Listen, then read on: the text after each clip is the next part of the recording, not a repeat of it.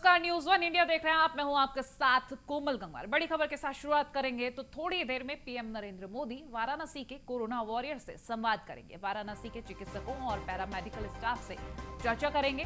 Virtual तौर पर PM Narendra Modi ये संवाद करने जा रहे हैं। तो वर्चुअली पीएम मोदी ने जुड़ने का ये फैसला लिया है। कोरोना वॉरियर से संवाद करेंगे, कोरोना की तैयारियों को लेकर चर्चा करेंगे। तो बता दें, कोरोना के आंकड़े लगातार बढ़ रहे हैं। इस बीच आपको बता दें, रफ्तार थोड़ी सी कम जरूर हुई है, लेकिन मौतों का आंकड़ा बढ़ता जा रहा है। चिकित्सकों और पैरामेडिकल स्टाफ से ये चर्चा की जाएगी। वाराणसी के तमाम चिकित्सक और पैरामेडिकल स्टाफ इस संवाद में शामिल हो रहे हैं। तो पीएम नरेंद्र मोदी थोड़ी ही देर में वर्चुअल तौर पर ये संवाद करने जा रहे हैं। वाराणसी से इस वक्त की ये बड़ी खबर पहुंचा रहे हैं। चिकित्सकों और पैरामेडिकल स्टाफों से बात करेंगे। यहां पर आपको साफ कर दे कि पीएम नरेंद्र मोदी हर मुमकिन कोशिश कर रहे हैं कि कोरोना के आंकड़ों पर नियंत्रण पाने के लिए मदद कैसे पहुंचाई जाए, उसकी हर कोशिश। आकाश यादव हमारे साथ फोन लाइन पर जुड़ गए अधिक जानकारी के लिए। आकाश, थोड़ी देर में ये संवाद शुरू हो जाएगा, किस तरीके की तैयारियां? जी बिल्कुल, कुछ ही देर में पीएम मोदी वर्चुअल तरीके से काशी के चिकित्सक और अधिकारियों के साथ बैठक करेंगे।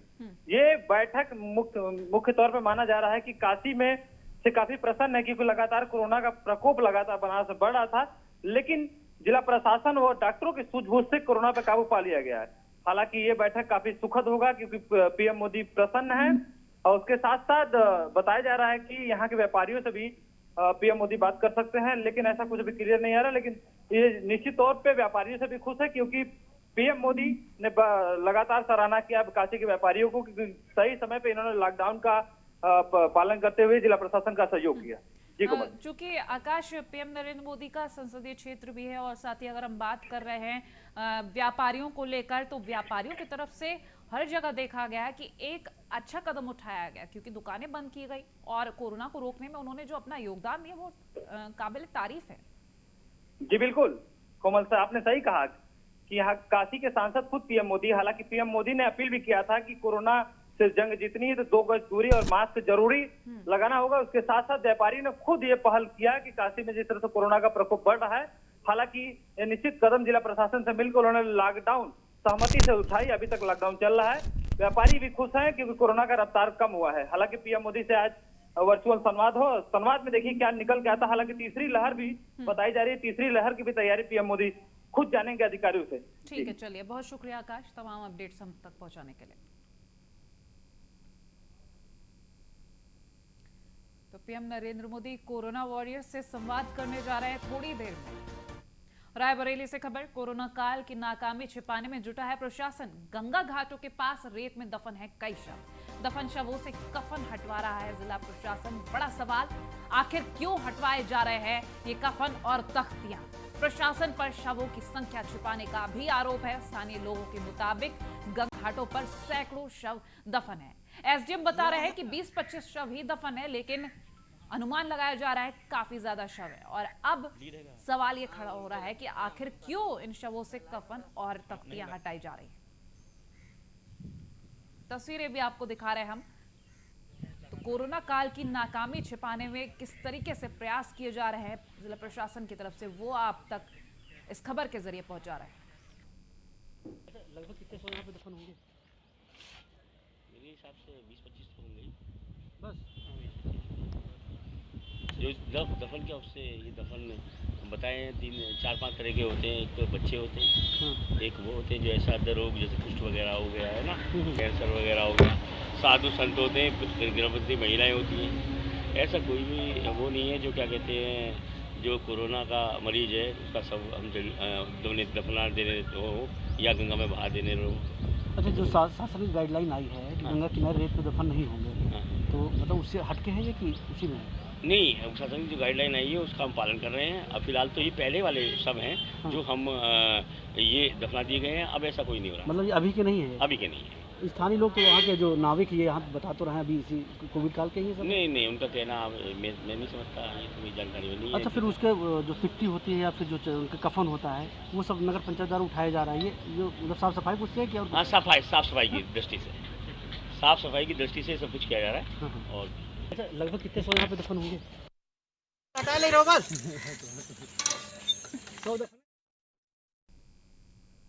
तो रायबरेली से ये खबर आप तक पहुंचा रहे हैं। आखिर क्यों हटवाए जा रहे हैं कफन और तख्तियां? प्रशासन पर शवों को जो संख्या है उनकी वो छिपाने का आरोप भी लगाया है। स्थानीय लोगों का कहना है कि गंगा घाटों पर सैकड़ों शव हैं, लेकिन एसडीएम सिर्फ 20-25 शव ही बता रहे हैं कि यहाँ पर दफन है। तो गंगा घाटों के पास रेत में कई शव दफन है।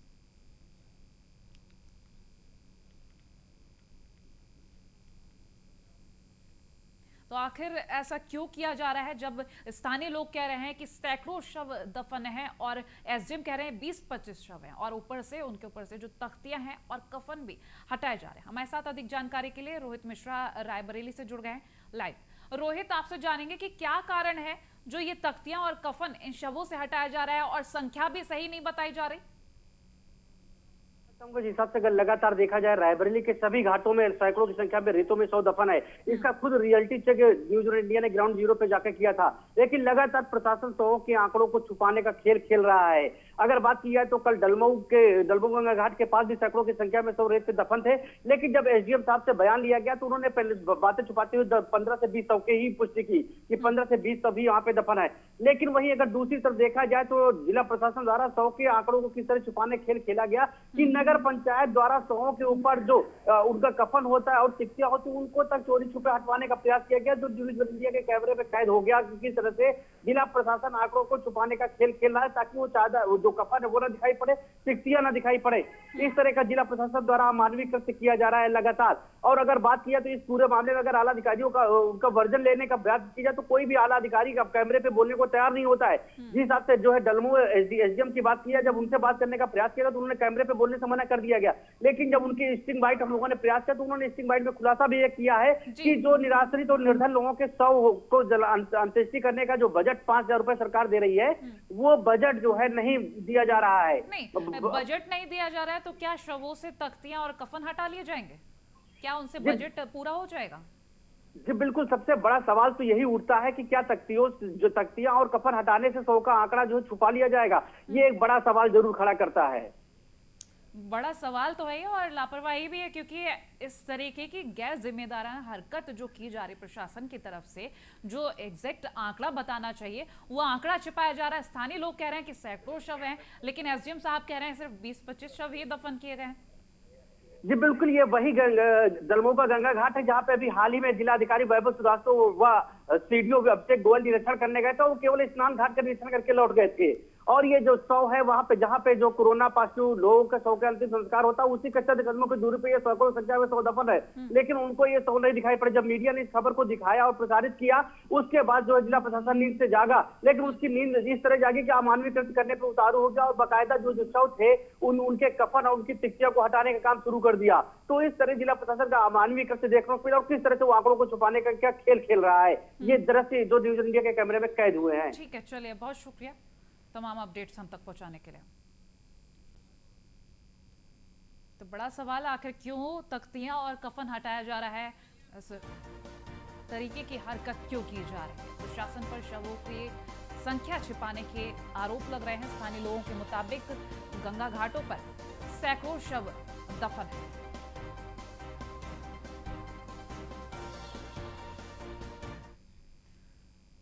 और वहीं सीएम योगी के फील्ड में उतरने का असर दिख रहा है। प्रदेश में लगातार कोरोना के मामले कम हो रहे हैं। बीते 24 घंटे की अगर बात कर ले तो 7,735 नए कोरोना मामले दर्ज किए गए। इस दौरान 17,668 कोरोना मरीज स्वस्थ होकर अपने घर भी वापस गए। प्रदेश में अब 1,03,000 एक्टिव केस है। कोरोना संक्रमण की रिकवरी रेट में इजाफा जारी है। लगातार ये तस्वीरें सामने आ रही हैं। जो ग्राफ है रिकवरी रेट का वो बढ़ता नजर आ रहा है। वर्तमान में रिकवरी रेट 92.5% पर पहुंच चुका है। बीते 24 घंटे में 2,89,000 से ज्यादा टेस्ट भी हुए। तो यूपी एक बार फिर से अपनी पहले वाली स्थिति में पहुंच रहा है, जहां आपको बता दें पहली वेव में यूपी में सबसे ज्यादा टेस्ट हुए थे। वो राज्य बना था देश का जहां सबसे ज्यादा टेस्ट हुए थे और सबसे शीघ्रता से ही कोरोना पर नियंत्रण भी पाया जा रहा था। एक बार फिर से वो तस्वीरें दोहराते हुए नजर आ रहे हैं और ये सब योगी सरकार की बदौलत, क्योंकि जमीनी हकीकत जांच ने खुद सीएम योगी आदित्यनाथ पहुंचते रहे। कोरोना पॉजिटिव होने के बावजूद भी उन्होंने वीडियो कॉन्फ्रेंसिंग के जरिए तमाम निर्देश दिए ताकि कोरोना पर नियंत्रण हो सके। और वहीं देश में कम हो रहे हैं कोरोना के मामले। देश में पिछले 24 घंटे में 2,59,591 मामले सामने आए हैं। देश में फिर 4,000 से ज्यादा मौत भी हुई है और पिछले 24 घंटे में 4,209 लोगों की कोरोना के कारण मौत हुई है। तो पिछले 24 घंटे की अगर बात करें तो स्वस्थ हुए मरीजों का आंकड़ा है 3,57,295। देश में कोरोना के एक्टिव केसेस की अगर हम बात कर ले तो ये आंकड़ा भी बढ़ता जा रहा है। 30,27,925 ये आंकड़ा है एक्टिव केसों का। रफ्तार जरूर कम हो रही है लेकिन मौत के आंकड़े लगातार बढ़ ही रहे हैं।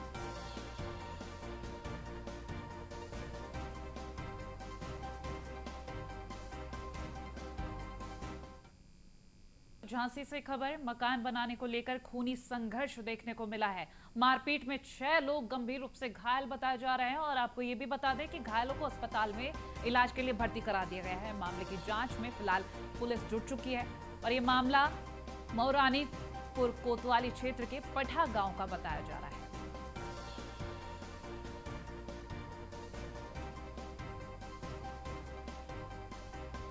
तो झांसी से इस वक्त की ये खबर आप तक पहुंचा रहे हैं। मकान बनाने को लेकर खूनी संघर्ष हुआ और जो मारपीट हुई उसमें 6 लोग गंभीर रूप से घायल बताए जा रहे हैं। अस्पताल में इन घायलों को भर्ती कराया गया जहां उनका इलाज जारी है। स्थिति गंभीर बनी हुई है। वहीं मामले की जांच में पुलिस जुट चुकी है। तो मौरानीपुर कोतवाली क्षेत्र के पठा गांव का ये मामला है। फिलहाल पुलिस की तरफ से हर मुमकिन कोशिश की जा रही है कि मामले को किस तरीके से सुलझाया जाए।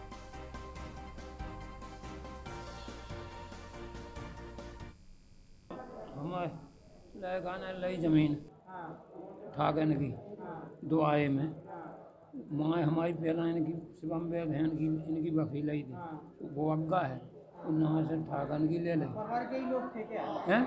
परिवार के ही लोग थे? हो परिवार इस बात को लेकर लड़ाई हुई? हैं? कत्ते हमारी गली है दे और नक्शा में गली है नहीं, नक्शा में गली है नहीं और हमारे दुआएं आए तो कुर्सी पे बैठे थे लेखपाल तो नक्शा देख रहे थे बस आए तो लाइव के मूड में हंसे। उसमें करीब 8 लोग हैं। आपसी विवाद है। अभी हम लोग उसका इलाज कर रहे हैं और मेडिकल जांच हो रही है और जांच होने के बाद जो गंभीर है उनको झांसी रेफर किया जाएगा।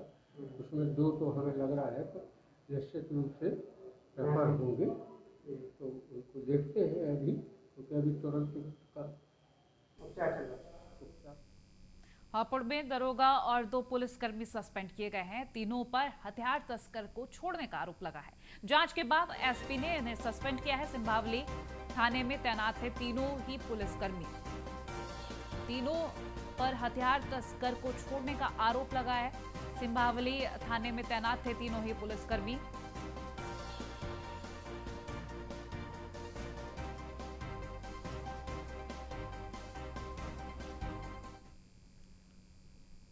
नोएडा के सेक्टर 5 के हरौला गांव में सरकार के आदेशों की जमकर धज्जियां उड़ाई जा रही हैं। लॉकडाउन का धड़ल्ले से उल्लंघन किया जा रहा है। लोग बिना मास्क के बाहर घूम रहे हैं। इतना ही नहीं, सोशल डिस्टेंसिंग का पालन भी नहीं किया जा रहा है। हरौला बाजार भी खुले हुए नजर आ रहे हैं और ये तस्वीरें भी इस वक्त आपको हरौला गांव की दिखा रहे हैं जहां आप खुद देख सकते हैं नजारे। लोग बेधड़क बाहर घूम रहे हैं और कुछ के चेहरों पर मास्क होगा और कुछ के चेहरों पर नहीं होगा। हरौला गांव में लॉकडाउन के नियमों का जो उल्लंघन किया जा रहा है साफ नजर आ रहा है। कोरोना जैसी वैश्विक महामारी अभी भी पूरे देश में बहुत तेजी से फैल रही है। कहीं ना कहीं सरकार लगाम लगाने के लिए अपनी कोशिशें भी कर रही है। लॉकडाउन भी अभी लगा हुआ है।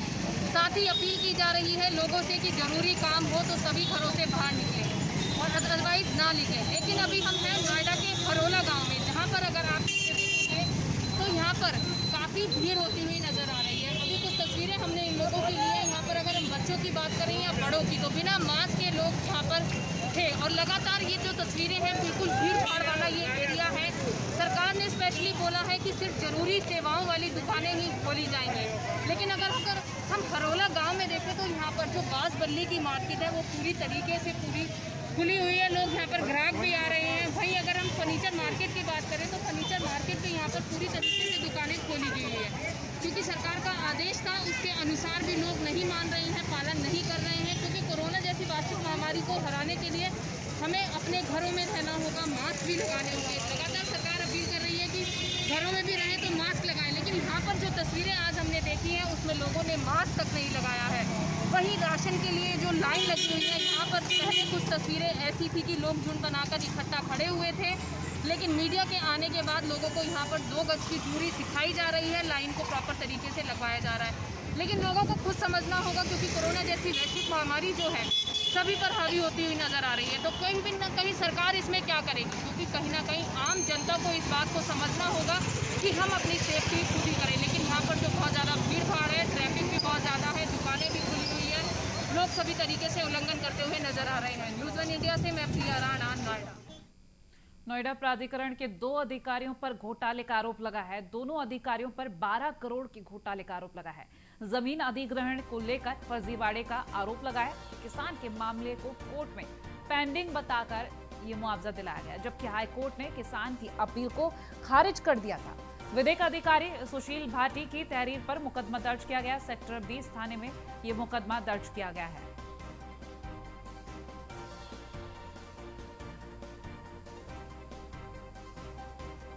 फिलहाल कार्रवाई चल रही है।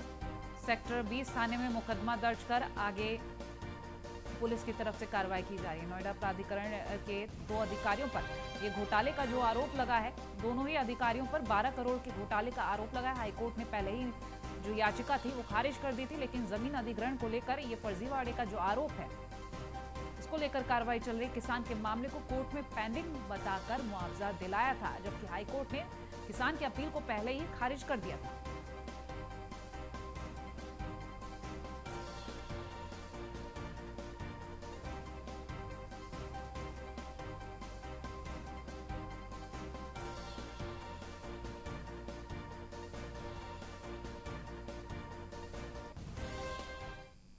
मेरठ से खबर, नकली फ्लो मीटर बनाने वाली फैक्ट्री का पर्दाफाश किया गया। सर्विलांस की टीम ने फैक्ट्री पर छापा मारा। मौके से कई अधबने फ्लो मीटर भी बरामद किए गए। इस दौरान आपको बता दें, फ्लो मीटर बनाने के उपकरण भी बरामद किए गए।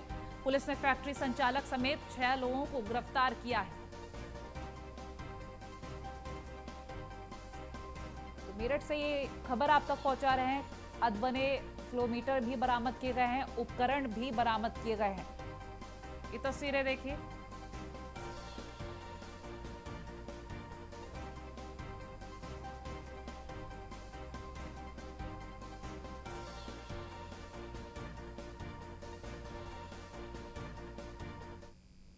अभी 8-10 दिन का बना रहा हूँ। 8-10 दिन से कितने का बेच रहे थे मार्केट में? मात्र 1000 है जी, 1000 1000 का। कितने का बेच रहे? 1000 रुपये। पड़ता कितने का है ये 900 रुपये के लगभग का आएगा। 9 से क्या टाइम बस 100 रुपये बचते एक पे। 100 क्या चीज़ बोलते क्या है? अभी तो यही लोकल में था। कहते क्या है? किलोमीटर किलोमीटर कहाँ जाता था तुम्हारा माल? अभी तो लोकल में ही था, किसी को 2 दे दिए 4। नाम क्या तुम्हारा? इमरान। क्या नाम है? इमरान। रहने वाले? यही का रहने वाला। अच्छा, मेरठ की जो बड़ी दुकान है उन पे भी ये माल दे रहे थे तुम? सिद्धार्थनगर में मंत्री सतीश द्विवेदी ने उपलब्ध कराया 10 ऑक्सीजन कंसंट्रेटर। इजवा के CSC में उपलब्ध कराए हैं ये ऑक्सीजन कंसंट्रेटर।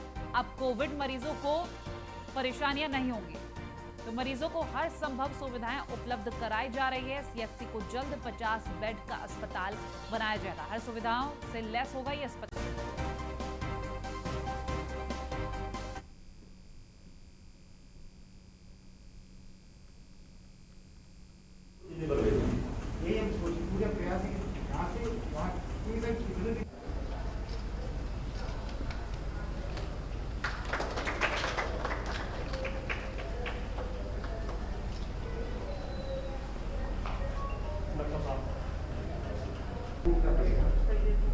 अच्छा, इसमें तो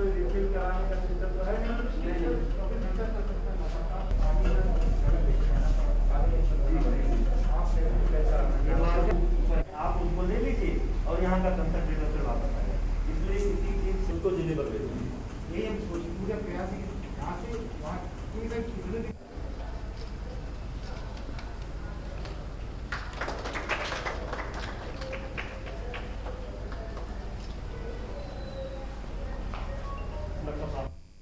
देखिए, जैसे ही अचानक कोरोना की दूसरी लहर आई थी पूरे देश में और माननीय प्रधानमंत्री मोदी जी के मार्गदर्शन में उत्तर प्रदेश के मुख्यमंत्री माननीय योगी जी ने सबसे पहले यही प्रयास शुरू किया था कि कैसे हमारे सभी जिला अस्पतालों में ऑक्सीजन के प्लांट हो जाएं, सभी CHC PHC में कम से कम ऑक्सीजन कंसंट्रेटर की व्यवस्था हो जाए ताकि ऑक्सीजन की कमी से किसी की मृत्यु ना हो।